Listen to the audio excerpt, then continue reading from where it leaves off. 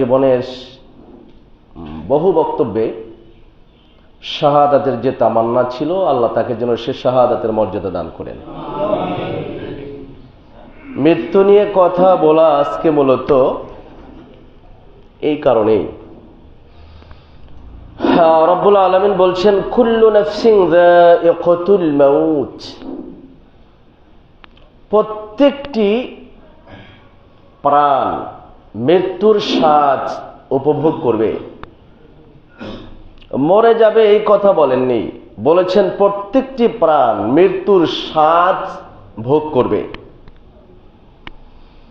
ওয়া ইন্নামা তুওয়াফাউনা উজুরাকুম ইয়াউমাল কিয়ামাহ, আর তোমাদের পাওনা কিয়ামতের দিন তোমাদেরকে পুরোপুরি দেয়া হবে। ফামান যুহজার, এই জীবনটা একটা ধোকার সামগ্রী ছাড়া আর কিচ্ছু নয়। লাতুবলাউন্না ফি আমওয়ালিকুম ওয়া আনফুসিকুম, অবশ্যই অবশ্যই তোমাদেরকে পরীক্ষা করা হবে তোমাদের সম্পদ আর তোমাদের জীবনের ব্যাপারে। ওয়ালা তাসমাউন্না মিনাল্লাযীনা উতুল কিতাবা মিন ক্বাবলিকুম ওয়া মিনাল্লাযীনা আশরাকু আযান কাসীরা, আর অবশ্যই তোমরা তোমাদের আগেকার আহলে কিতাব ইহুদি খ্রিস্টানদের থেকে আর মুশরিকদের থেকে অনেক কষ্টদায়ক কথা শুনবে। আমাদেরকে আল্লাহ বলছেন যদি তোমরা ধৈর্য ধরো, ইন তাসবিরু ওয়া তাত্তাকু, যদি তোমরা ধৈর্য ধরো আর তাকওয়ার নীতি অবলম্বন করো, ফা ইন্না যালিকা মিন আসমিল উমুর, তাহলে এটা বড় সাহসিকতার কাজ হবে। সাদাকাল্লাহুল আযীম। হযরত আবু হুরায়রা রাদিয়াল্লাহু তাআলা আনহুর বর্ণিত হাদিস সুনানে তিরমিজিতে নবীজি সাল্লাল্লাহু আলাইহি ওয়াসাল্লাম বলেছেন, আকসিরু যিকরা হাদিমিল লাযযাত, পৃথিবীর সব স্বাদ যেই জিনিসটিতে মিটিয়ে দেবে, পৃথিবীর সব স্বাদ যেই জিনিসটিতে শেষ করে দিবে, ওইটাকে বেশি বেশি স্মরণ করো। ইয়ানি আল মাউত, নবীজি বলছেন আমি বোঝাইতে যাচ্ছি মৃত্যু, যে মৃত্যু তোমাদের দুনিয়ার সব স্বাদ ধুলায় মিশিয়ে দেবে, ওইটার কথা বেশি বেশি মনে রাখিও। আমরা অপরাধ তখনই করি যখন আমরা মৃত্যুর কথা ভুলে যাই। মৃত্যুর কথা স্মরণ থাকলে অপরাধ মানুষ করতে পারত না। তো আজ আমরা এই বিষয়ে কথা বলবো। তো রব বলছে কেউ বেঁচে থাকবে না, সবাই মারা যাবে, এমনকি মৃত্যু নিজেও মারা যাবে। মৃত্যু নিজেও মারা যাবে, তার মানে মৃত্যু হলো ইন্তেহাউল হায়াত, জীবনের সমাপ্তির নাম হলো মৃত্যু, আর বেঁচে থাকা হলো হায়াত। মৃত্যুরও একটা আকৃতি আল্লাহর কাছে আছে, যে আকৃতিটাকে আমরা জানি না। সহিহ বর্ণনা, কিয়ামতের দিন হিসাব নিকাশ সব চূড়ান্ত করার পরে জান্নাতীরা যখন একেবারে সব জান্নাতে চলে যাবে, জাহান্নামীরা জাহান্নামে চলে যাবে, জান্নাত আর জাহান্নামের মাঝখানে আরাফের উপরে একটা দুম্বা বা ভেড়ার আকৃতিতে মৃত্যুকে হাজির করা হবে। মৃত্যু দেখছেন কেউ? পৃথিবীর কোন ল্যাবে এটার কোনো টেস্ট হয় না, কেউ বলতেই পারে না যে মৃত্যু কি, তার স্বরূপ বলতে পারে না। আমরা বলছি মৃত্যু হলো জীবনের সমাপ্তি, কিন্তু তারও একটা আকৃতি আছে। মৃত্যুটাও সৃষ্টি, আর প্রত্যেকটা সৃষ্টির আল্লাহর কাছে আকৃতি আছে, যদিও সে আকৃতি আমরা জানি নাই, আমরা দেখি না। বলবেন সেটা কেমনে আছে? কেমনে আছে? তো আপনার জ্বর হয়েছে, জীবাণু আছে, আপনি কি দেখেন? এক গ্লাস রক্ত বের করে ছেড়ে দিক, কিন্তু এখানে যখন মেডিকেল সায়েন্স এমন সব যন্ত্রপাতি আবিষ্কার করেছে, সে তো দেখতে পারতেছে জীবাণুগুলো আছে এখানে, দেখছে না? তো ওই যন্ত্র এ পর্যন্ত আপনার এই জীবাণুকে আবিষ্কার করেছে বিদায় এই জীবাণু দেখতে পারে, কিন্তু মৃত্যুকে আবিষ্কার করার মতো কোনো যন্ত্র পৃথিবীতে এখনো আবিষ্কার হয়নি, এজন্য সে দেখছে না। এই যে দেখছে না, এটা কি প্রমাণ করে যে ওটা নাই, নাকি আমাদের দুর্বলতা? আমরা রক্তের মধ্যে এই যে টাইফয়েডের জীবাণু আছে, এটা যে খালি চোখে দেখছি না, এটা কি আসলে জীবাণু নাই তার প্রমাণ, না আমাদের চোখের দৃষ্টিশক্তির দুর্বলতার প্রমাণ? তো বুঝতে হবে মৃত্যুরও একটা আকৃতি আছে, মৃত্যু একটা আল্লাহর সৃষ্টি, তাকে দেখছি না কারণ আমাদের দৃষ্টিশক্তির ওই পরিমাণে প্রখর না।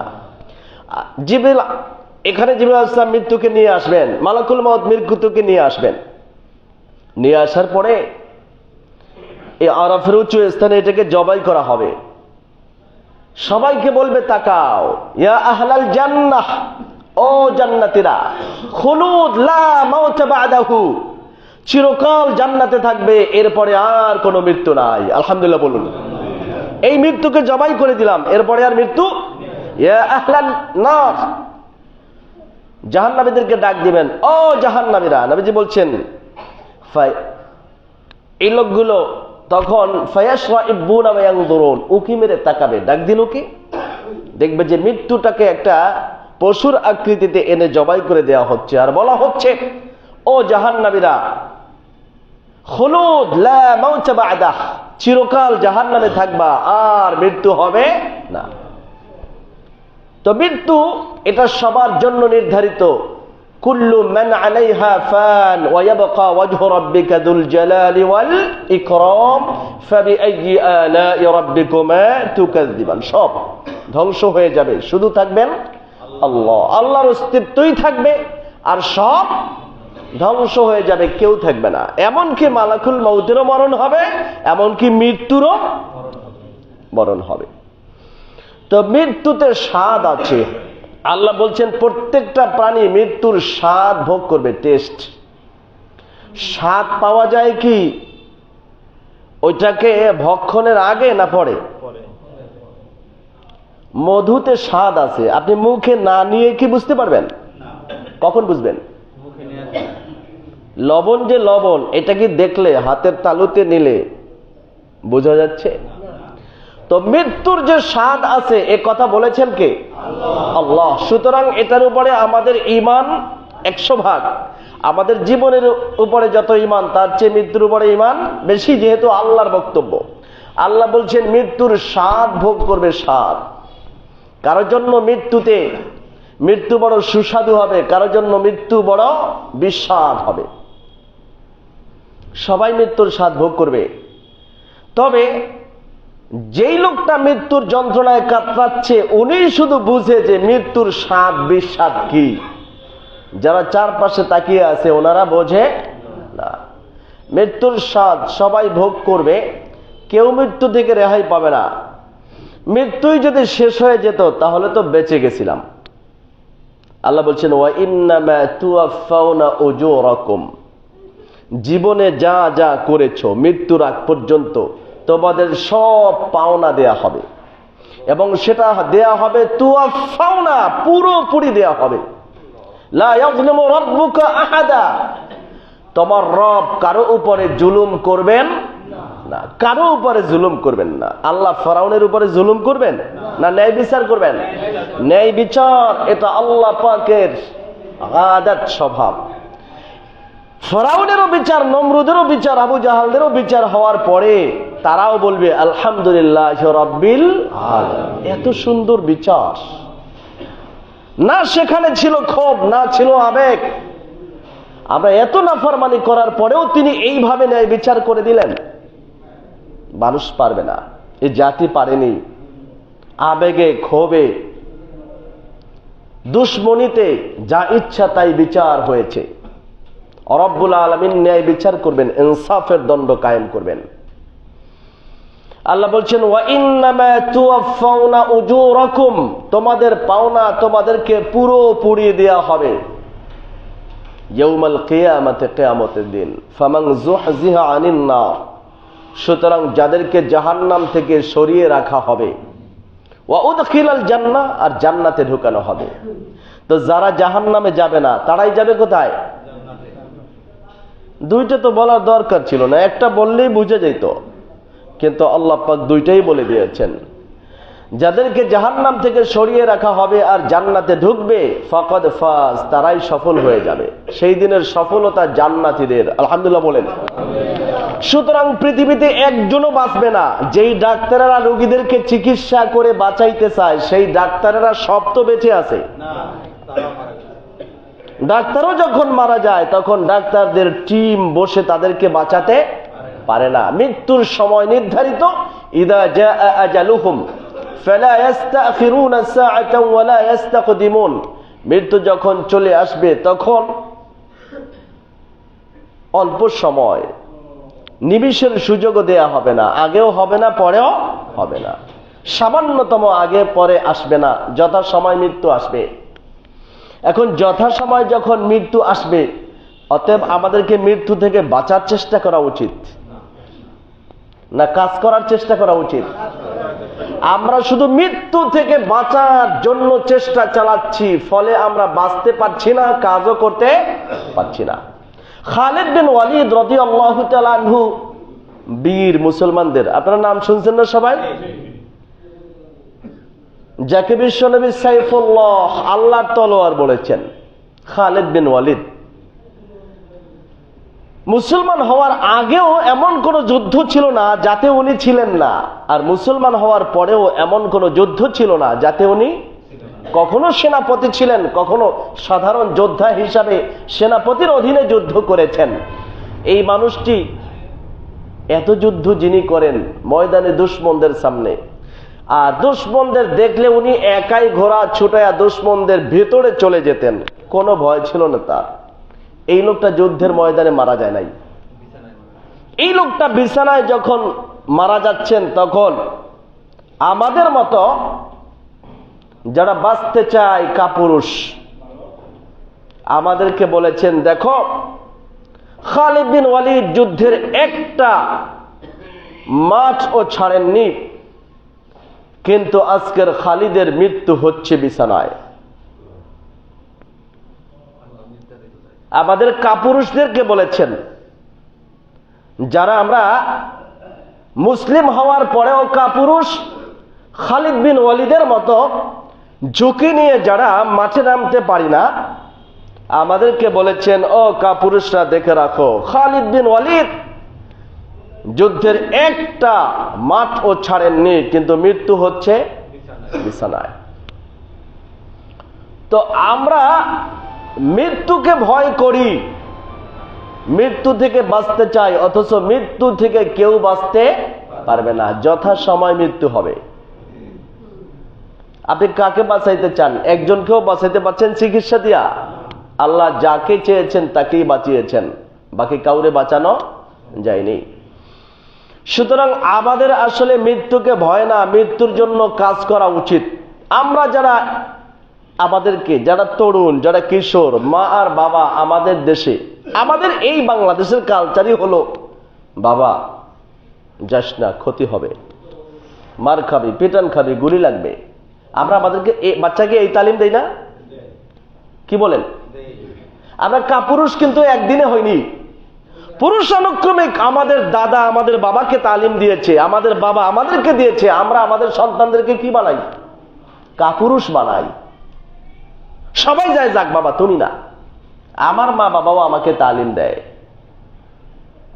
কথাবার্তা সাবধানে বলিও, কথা কইতে সাবধানে বলছি। তো যদি খালিদ বিন ওয়ালিদের মতো মাঠ থাকতো আর সেই মাঠে নামতাম, তাহলে টেনে ধরতো। তার মানে সবাই মিলে কাপুরুষ বানাই। আমরা আমাদের সন্তানদেরকে কি বানাই? কাপুরুষ বানাই। তো সব কাপুরুষ হয়ে গেছে এই জন্য আমরা। কিন্তু যারা এইভাবে কাপুরুষ থেকে বাঁচতে চায় তারা কি আসলে বাঁচে? তরুণরা মারা যায় না, যুবকরা মারা যায় না। এই যে আমাদের মিজান ভাই রোড অ্যাক্সিডেন্টে মারা গেল, গেছে তো মারা, এতদিনই হায়াত ছিল, এর চেয়ে একদিনও বাড়ানো সম্ভব হয়নি। কেউ আবার হার্ট অ্যাটাকে মারা গেছে, কেউ যাচ্ছে একটু চিকিৎসায়, সে জানেই না এত বড় সমস্যা, লাশ হয়ে ফিরেছে ঘরে। কে বেঁচে আছে? পৃথিবীতে আল্লাহ আমাদেরকে কাজ করতে পাঠিয়েছেন। আমরা যদি মৃত্যুকে ভয় করি তাহলে কাজ করা সম্ভব না, বরং মৃত্যুকে আলিঙ্গন করাই ছিল সাহাবীদের স্বভাব। তারা শুধু মৃত্যু খুঁজতেন, তারা জানতেন মৃত্যুটাই হলো আল্লাহর সাথে মোলাকাতে বাধা, অতএব আমি মৃত্যুকে জড়ায়া ধরতে পারলেই আমি আল্লাহকে পেয়ে যাব। এটা ছিল তাদের অনুভূতি। আমাদের অনুভূতি, আমরা বাঁচতে চাই। যারা বাঁচতে চায় তারা পৃথিবীতে কাপুরুষ হয়ে মরে, আর যারা মরতে চায় তারা পৃথিবীতে বীর হয়ে বিদায় নেয়। এটাই সত্য কথা। কবি উমাইয়া বিন আবি সালাত মুসলমান হয় নাই, তবে ইসলামের পক্ষে কবিতা লিখেছে, নবীর পক্ষে কবিতা লিখেছে, অনেক কবিতা লিখেছে। এই লোক মৃত্যু নিয়ে একটা কবিতা লিখেছেন। ওটার একটা লাইন হলো, মাল্লাম ইয়ামুত আবাতান ইয়ামুত হারামান লিল মাউতি কাসুন ওয়া ইন্নাল মারআ যায়িকুহা। মনে হয় কোরআনের ওই আয়াতটাকে ব্যাখ্যা করছে আর কি। উনি বলছেন, যারা অকাল মৃত্যু চাও না, আমাদের দেশে একটা অকাল মৃত্যুর কথা আছে না? মৃত্যু কি অকালে হয় না যথাযথ কালে হয়? এটারে তারপরে একটু জওয়ান বয়সে মারা গেলে বাংলাদেশের পরিভাষায় এটাকে বলে অকাল মৃত্যু।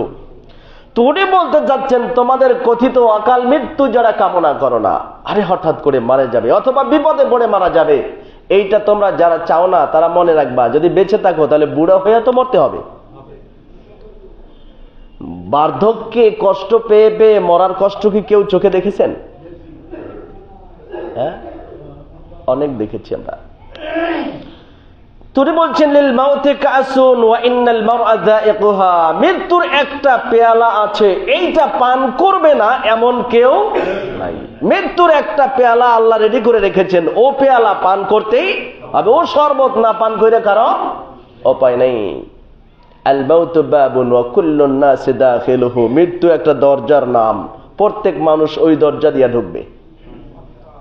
এমন একটা দরজা, ও দরজা দিয়ে না ঢুকে কোনো উপায়, কেউই চায় না ওই দরজাটায় পা রাখতে, কিন্তু সবাইকে ওই দরজা দিয়ে ঢুকতে হবে। ফালাইতা শারি বাদাল বাবে মাদ্দার, আমার যদি এখন জীবিত থাকতে এই চেতনাটুকু হতো যে মৃত্যুর পরে কিন্তু আমার এই বিলাসী বাড়ি থাকবে না।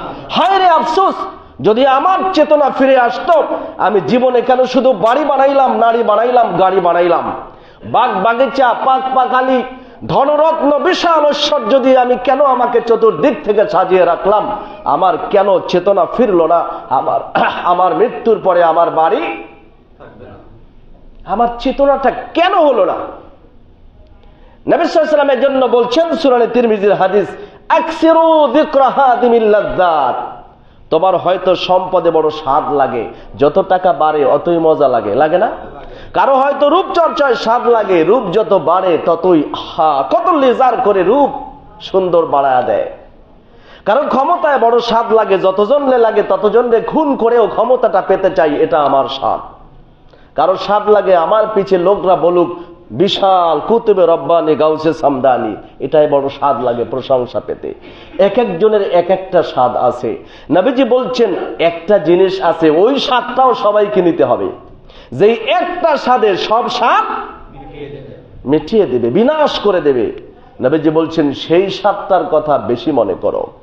আকসিরু যিকরা হাদিমিল লাযযাত, সব স্বাদ যেই জিনিসটাই মিটিয়ে দিবে, সেই মৃত্যুটার কথা বেশি বেশি মনে রাখিও। বাড়ির কথা যত মনে হবে তার চেয়ে মৃত্যুর কথা বেশি মনে করা উচিত। গাড়ির কথা যত মনে হবে, গাড়িওয়ালা গাড়িতেই অ্যাক্সিডেন্ট করে মারা যায়, সাপ নিয়ে যিনি খেলা করে সাপের কামড়েই সে মারা যায়, ব্যবসায়ীরা ব্যবসার কারণেই মারা যায়, রাজনীতিবিদরা রাজনীতির কারণেই মারা যায়, এই জগতে যে যেইটার পিছে দৌড়ায় সে ওইটার কারণেই মারা যায়। নবীজি বলছেন, বেশি বেশি সেই স্বাদের কথা মনে রাখো, যাতে তোমাদের সব বিস্বাদ বানায় দেবে। মৃত্যুকে বেশি বেশি স্মরণ রাখি। তাহলে মৃত্যু তো জীবনের জন্য অবধারিত, তাহলে জীবনটা কেন? আমাদেরকে আল্লাহ সৃষ্টি করলেন কেন ভাই? কোনো কাজ আছে নাকি নাই? কাজের জন্য বানাইছেন, পৃথিবীতে কাজের জন্য বানিয়েছেন। আপনারা শুনে থাকবেন, আমি তিনজন ব্যক্তির, রাগ করেন না আমার পক্ষে বিপক্ষ হইলে, বাংলাদেশের মানুষ তো আমরা সবাই রাজনীতি করি, তাই না? রাগ করেন টরেন না, তিনটা লোকের কোটেশন বলছি। একটা হলো ব্রিটিশ বিরোধী আন্দোলনের একজন সিপাহসালার মহীশূর রাজ্যের রাষ্ট্রপতি শাসনকর্তা শহীদ টিপু সুলতান। নাম শুনছেন? শহীদ টিপু সুলতানের নাম শুনেছেন? উনি ব্রিটিশ বিরোধী আন্দোলনে অত্যন্ত দুঃসাহসিক পদক্ষেপ নিয়েছিলেন, শেষ পর্যন্ত শহীদ হয়েছেন। যাদের কারণে আমরা আজ স্বাধীন, ওনাদের ইতিহাস তো ভুলে গেছি, কারণ আমাদের বেশি দিন মনে থাকে না। আমরা বাঙালি এমন একটা জাতি, এদের পিছনের বেশি দিনের কথা অল্প কিছু মনে থাকে, এরপরে ভুলে যাই। আমাদের ভিতরে মানবীয় গুণও আছে, পাশবিক গুণও আছে। পশুর একটা বৈশিষ্ট্য হলো এরা কয়েক সেকেন্ড মনে রাখতে পারে, এরপরে মনে রাখতে পারে না। কথা বুঝলেন? 10টা পশু এক জায়গায় বেঁধে রাখবেন, এখান থেকে ছুরি নিয়ে আসবেন, একটা ধরার জন্য লাভ দিবে সবকটা, একটা নিয়ে যাবেন, কয়েক সেকেন্ডে ভুলে গেছে, ওইটা ওইখানে জবাই করছে দেখছে, আর ওরা ঘাস খাচ্ছে, একটুর মধ্যে সে ভুলে যায়, স্মৃতিতে কিছুই থাকে না। এটা সব ভুলে যাওয়া। এটা মানুষকে আল্লাহ এরকম স্মৃতি দেন নাই। সুপার কম্পিউটারের ডজনের চেয়ে বেশি ক্ষমতা দিয়ে আল্লাহ মানুষের মেমোরি বানাইছেন, আলহামদুলিল্লাহ বলেন। সেই মানুষ কেন ভুলে যাবে এতটা? তবে মুসলমানরা যেই পরিমাণে ভোলে, বেঈমানরা ওই পরিমাণে ভোলে না, তারা ওগুলো স্মরণ রাখে।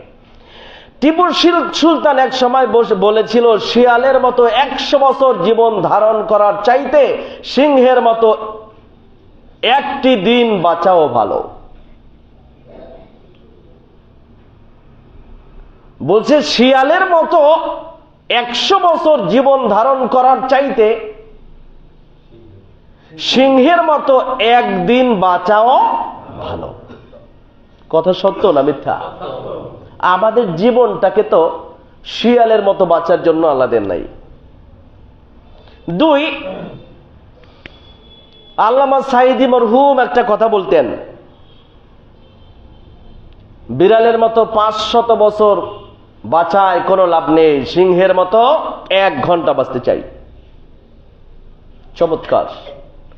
ওগুলো সব টিপু সুলতানের কথারই আর কি প্রতিচ্ছবি। 3, আমাদের সদ্য শহীদ আবু সাঈদ একটা কথা বলেছে, 5 বছর বেঁচে যদি 50 বছরের ইম্প্যাক্ট তৈরি করা যায় সেটাই বড় সাফল্য। 5 বছর বেঁচে যদি 50 বছরের ইম্প্যাক্ট তৈরি করা যায় তাহলে সেটাই সাফল্য। সরি, হাদি বলছে ওসমান হাদি বলছে যে 5 বছর বাইচে যদি আমি 50 বছরের ইম্প্যাক্ট, একটা প্রভাব, একটা ফলাফল, একটা রেজাল্ট, একটা কনসিকুয়েন্স জাতিকে দিতে পারি, তাহলে 50 বছর বাইচে লাভ নাই, 5 বছরই যথেষ্ট।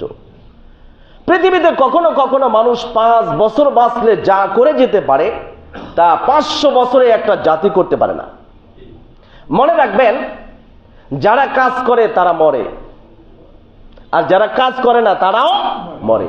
যারা কাজ করে তারা ইতিহাস রচনা করে মরে, আর যারা কাজ করে না তারা স্মৃতির আড়ালে গিয়ে মরে, কেউ তাদের কথা মনে রাখে না। মনে রাখবেন, পৃথিবীতে সব মানুষ, একটা মানুষ একবারই আসে। আবু হানিফা পৃথিবীতে একবারই জন্ম হয়েছে, আর আবু হানিফা কোনোদিন ফিকহের জগতে আসে নাই। ইমাম বুখারী হাদিসের জগতে একজনই এসেছে, আর ইমাম বুখারী আসে নাই। পাইছেন নাকি? পাননি। তিতুমির একজনই এসেছে, দ্বিতীয়বার তিতুমির হয় নাই। গাজী সালাউদ্দিন আইয়ুবী একবারই জন্মেছে, আর গাজী সালাউদ্দিন আইয়ুবী, অন্যরা সেই নাম রাখে কিন্তু সালাউদ্দিন আর হয় না। নাম রাখে না? কত ছেলের নাম আছে সালাউদ্দিন, কিন্তু গাজী সালাউদ্দিনের মতো একজনও হয় না। শেরে বাংলা, বাংলার মাটিতে কয়বার জন্মেছে? একজনই জন্মেছে, দ্বিতীয় আর কেউ আসেনি। ভাসানী একবারই জন্মগ্রহণ করেছে, আর ভাসানী জন্মায়নি। শেখ মুজিব একবারই জন্মেছে, আর জন্মায়নি।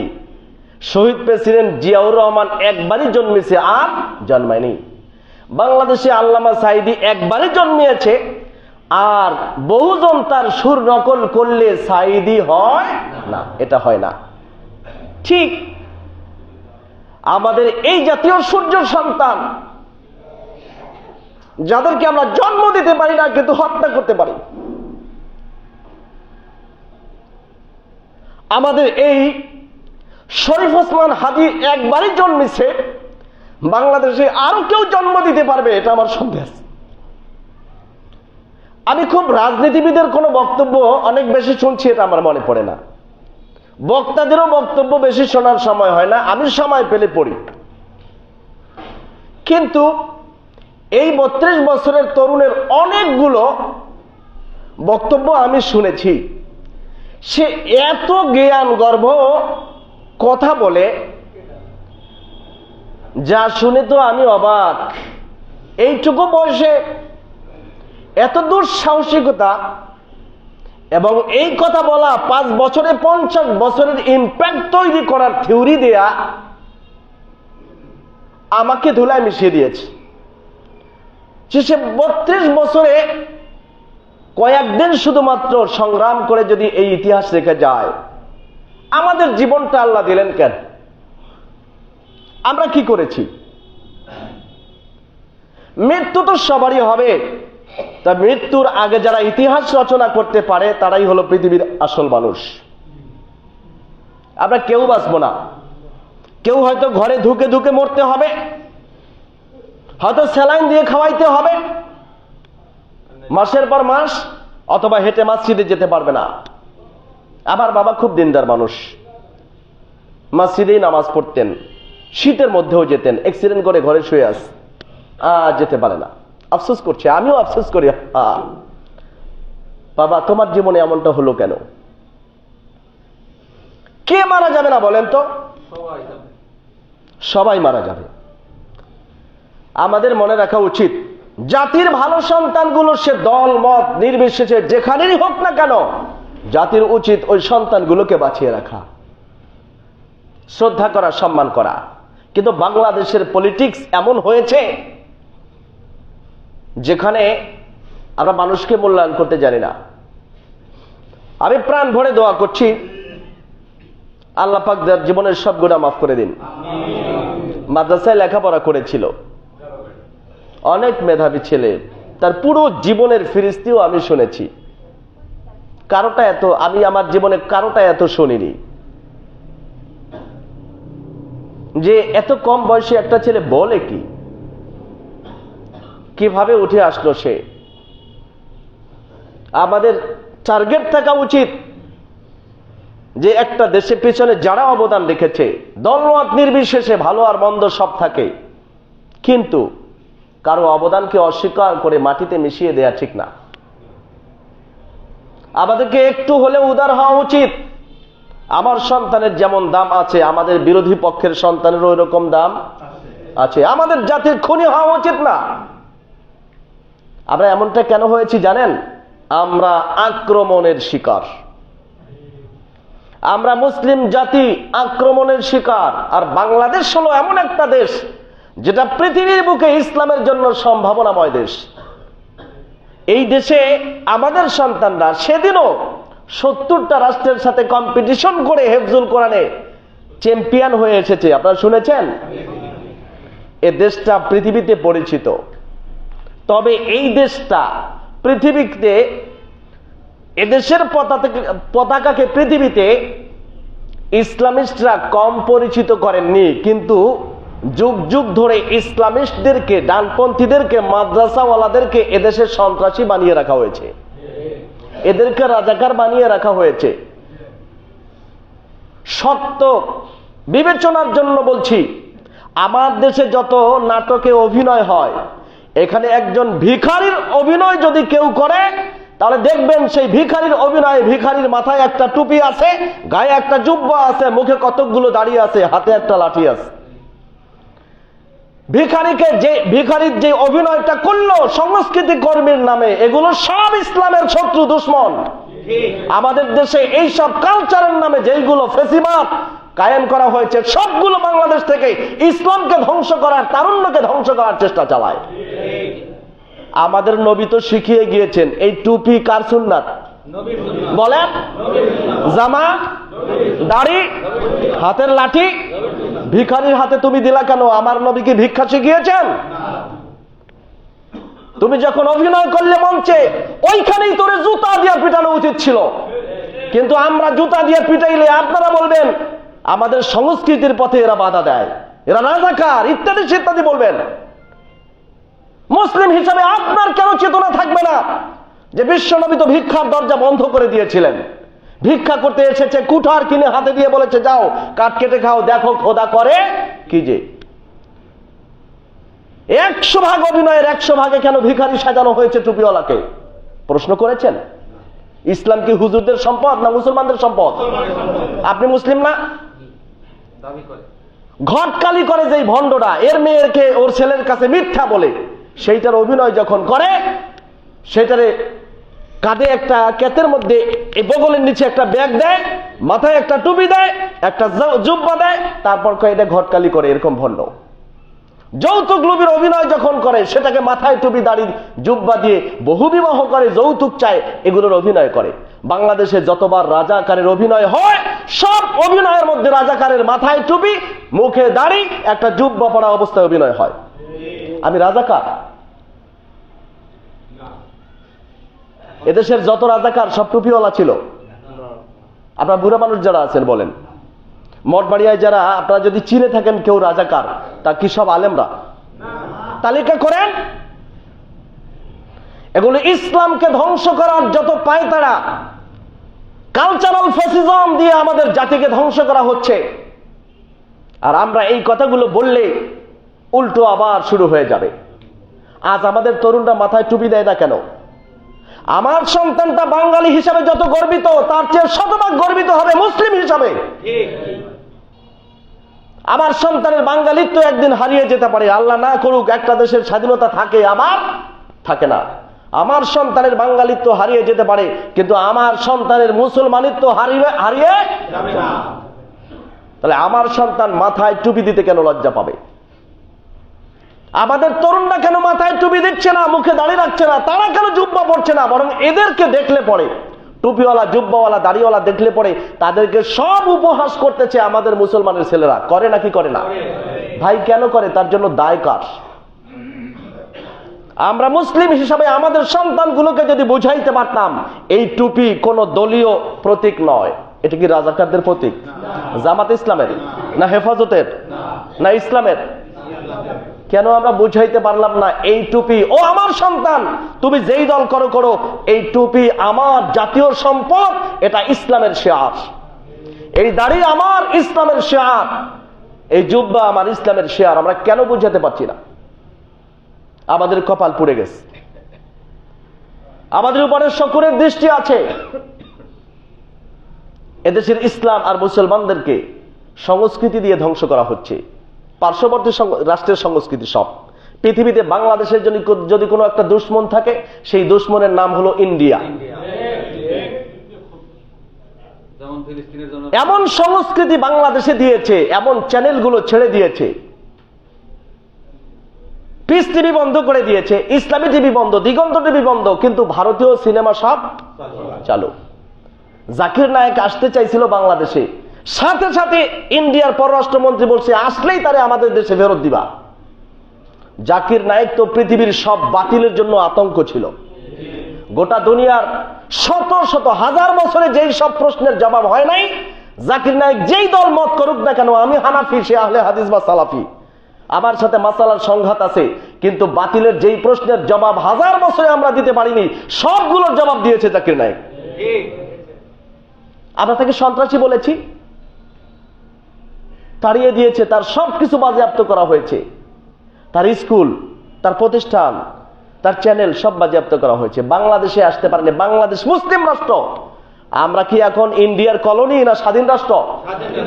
তো এদেশে, আমার দেশে একজন মুসলিম আসবে না আসবে তাতে ওর দাদাদের কি? আসলেই তাকে ধরে দিতে হবে। তাহলে এই দেশ থেকে আমার একটা ভাইয়ের খুনি ওই দেশে গিয়ে পালিয়ে গেল, তুমি ফেরত দাও না কেন? এখন যে হাদির খুনি চলে গেল ইন্ডিয়ায়, তাকে ফেরত দাও। এই দেশে যত খুনি, ডাকাত, গুন্ডা জাকি এলাকায় ধরতে চাইবেন, এ যদি পালায় তাহলে কোন দেশে পালায়? মুয়াজ্জিন সাহেব যাচ্ছে, জুমার দিনে সবাই কম বেশি হাতে বের করে রাখুন, দান করুন।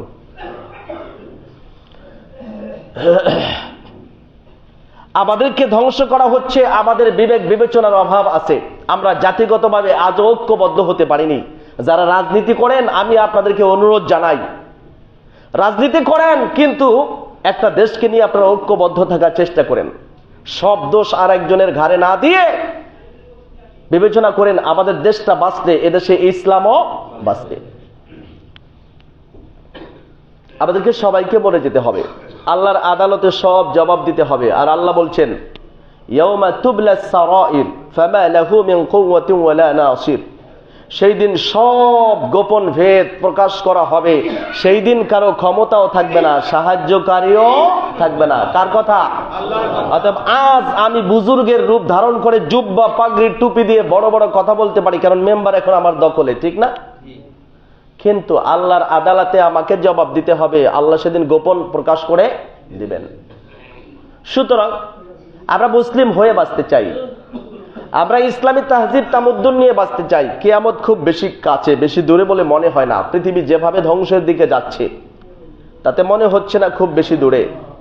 ইসলামকে নিয়ে যেইভাবে গোটা পৃথিবীতে হেনস্থা করা হচ্ছে, মনে হয় আল্লাহ পাক পৃথিবীকে বহুদিন বাঁচিয়ে রাখবেন না। আমরা মরে যাব, মরার আগে প্রস্তুতি নেওয়ার দরকার আছে নাকি নাই? তিতা স্বাদ নিতে চান না মিঠা স্বাদ নিতে চান? আল্লাহ বলছেন কুল্লু নাফসিন যায়িকাতুল মাউত, প্রত্যেকটা প্রাণীর মৃত্যুর স্বাদ ভোগ করতে হবে, কারণ মৃত্যুর স্বাদ হবে অত্যন্ত মজাদার। আলহামদুলিল্লাহ বলেন। যখন মৃত্যু চলে আসবে তখন তারা জান্নাতের সুখ অনুভব করবে। আমি একবার রুহুল বায়ান নামক একটা তাফসীর গ্রন্থ আছে, এখানে পড়লাম ওই মুফাসসির লিখেছেন লিল মুমিনিনা সালাসাতু আয়াত, ঈমানদারদের তিনটা ঈদ আছে। কয়টা? উনি বলছেন লিল মুমিনিনা সালাসাতু আয়াত, ঈমানদারদের তিনটা ঈদ আছে। একটা ঈদ ঈদুন ইনদাল ইফতার ওয়া হুয়া ঈদুত তাবিআ, একটা হচ্ছে এক মাস রোজা রাখার পরে ঈদুল ফিতরের ঈদ, এটা একটা সাধারণ ঈদ। দুই ঈদুন ইনদাল কবজ বিল ঈমানিল কামিল ওয়া হুয়া ঈদুন কাবীর। দুই নম্বরে উনি বলেছেন একটা মানুষের যখন পূর্ণাঙ্গ ঈমান সহ তার রূহ কবজ করা হয়, এই সময়ও ওই লোকটা একটা ঈদের আনন্দ উপভোগ করতে থাকে, এইটা অনেক বড় ঈদ। আলহামদুলিল্লাহ বলেন।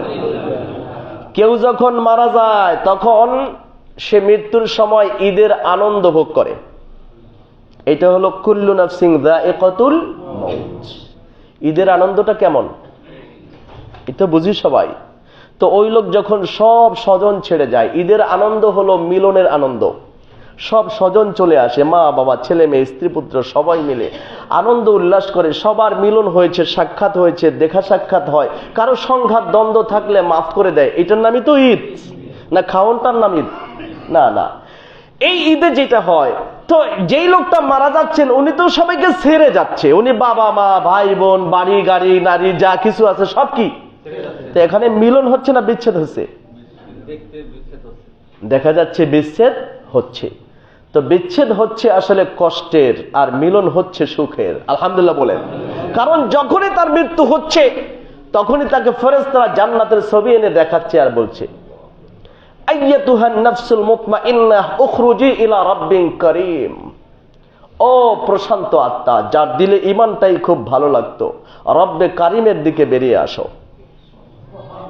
এই তোমার ঠিকানা, এই যে জান্নাত দেখছো এটা তোমার ঠিকানা। অস্থির হয়ে পড়ে মিলনের আকাঙ্ক্ষায়, এই তো আমি রবের সাথে মিলতে পারছি, যে রবের জন্য পৃথিবীতে অনেক কষ্ট করেছি, অনেক গালি শুনেছি।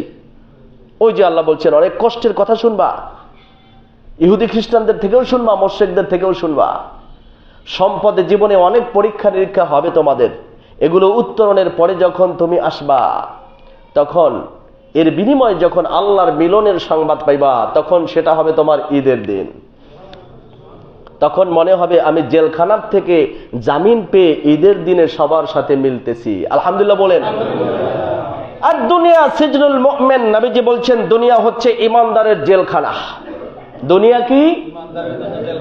জেলখানায় যা দেয় তা খায়, নিজের ইচ্ছায় জেলখানায় চলা যায় না, সীমিত জায়গায় থাকতে হয়। সুতরাং বুঝেই নিতে হবে ঈমানদার যা চাইবে তা দুনিয়ায় করতে পারবে না, যারা যা চায় তাই করে তারা ঈমানদার। এটাই ক্লিয়ার কথা। যেদিন ঈমানদার মৃত্যুবরণ করে সেদিন সে বুঝতে পারে জেলখানার থেকে আমার জামিন স্থায়ী হয়ে গেছে। এবার আমি স্বজনদের কাছে চলে যাচ্ছি, আর স্বজনরা এসে দাঁড়িয়ে আছে, জান্নাতের সুগন্ধির পোশাক নিয়ে ফেরেশতারা হাজির। মালাকুল মউত এসে সালাম দিচ্ছে, রুহুটা আস্তে করে খুলে নিচ্ছে দেহের ভেতর থেকে। নবীজি বলছেন মনে হচ্ছে যেন একটা পাত্র ঢেলে পানি বের করে দেয়া হচ্ছে। ফেরেশতাদের হাতে তুলে দিচ্ছে। ফাসসাবিহাতি সাবহা ফাসসাবিকাতি সাবকা। ফেরেশতারা তার রুহুটাকে, আপনার দেহটাকে পেঁচিয়ে দিয়েছেন সাদা কাপড়ে, আর ফেরেশতারা জান্নাতের রেশমি রুমালে তার রুহুটাকে পেঁচিয়ে আল্লাহর কাছে নিয়ে খুব দ্রুত গতিতে ছুটে চলছে। স্লোগান দিচ্ছে, স্লোগান নিয়ে যাচ্ছে। সুতরাং ইমানদারের মৃত্যু হলো ঈদ। মৃত্যুটা কি? ঈদে যত যত আনন্দ হতে পারে, ইমানদারের মৃত্যুতে তত আনন্দ সব হয়। হঠাৎ স্মরণ পড়ে সন্তানদের কথা, হায়রে ওদের কি পরিস্থিতি, আল্লাহ জানায়া দেন। কোরআনে আল্লাহ বলে দিয়েছেন, শহীদকে, উহুদের শহীদদেরকে বলে দিয়েছেন যে তারা ভালো আছে, তারা তোমাদের সাথে এসে সাক্ষাৎ করবে। আল্লাহ বলছেন, ওয়াল্লাযীনা আমানু ওয়াত্তাবা'আতহুম যুররিয়াতুহুম বিঈমান আলহাকনা বিহিম যুররিয়াতাহুম। যারা ঈমান আনবে আর তাদের সন্তানগুলো তাদের অনুগামী থাকবে, আল্লাহ ওই মা বাবা আর সন্তানদেরকে সবাইকে জান্নাতের উঁচু জায়গায় জমা করে দিবেন। যখন মৃত্যুবরণ করে তখন সন্তানদের ব্যাপারে তারা চিন্তা করে। ফেরেশতারা বলে, লা তাখাফু ওয়া লা তাহজানু। পিছনে যাদেরকে রেখে এসেছো এদের ব্যাপারে চিন্তা করো না, আর সামনের দিকে তোমার পথ নিয়ে ভয় করো না, আমরা তোমাদের সাথে আছি, কোনো চিন্তা নাই। ওদের ব্যাপার জিম্মা আল্লাহর জিম্মায় ওরা আছে, কয়েকদিন পরেই ওরা তোমাদের সাথে দেখা করবে এসে। সুতরাং মৃত্যুর প্রস্তুতি নেই। ভালো ভালো কাজগুলো করি। যে মানুষগুলো ভালো কাজ করে বিদায় নেয়, ইতিহাস তাদেরকে স্মরণ রাখবে। আমাদেরকে কি রাখবে ইতিহাস? এমন কাজ তো আর আমরা করিনি। মৃত্যুর কথা, মৃত্যুর টার্গেট নিয়েই জীবনটাকে আমরা যেন সাজাতে পারি, আল্লাহ সেই তৌফিক দান করেন। আমরা একটু সহযোগিতা নিব। আমাদের এক ভাই মোটরসাইকেল চালক, 22 বছর বয়সের,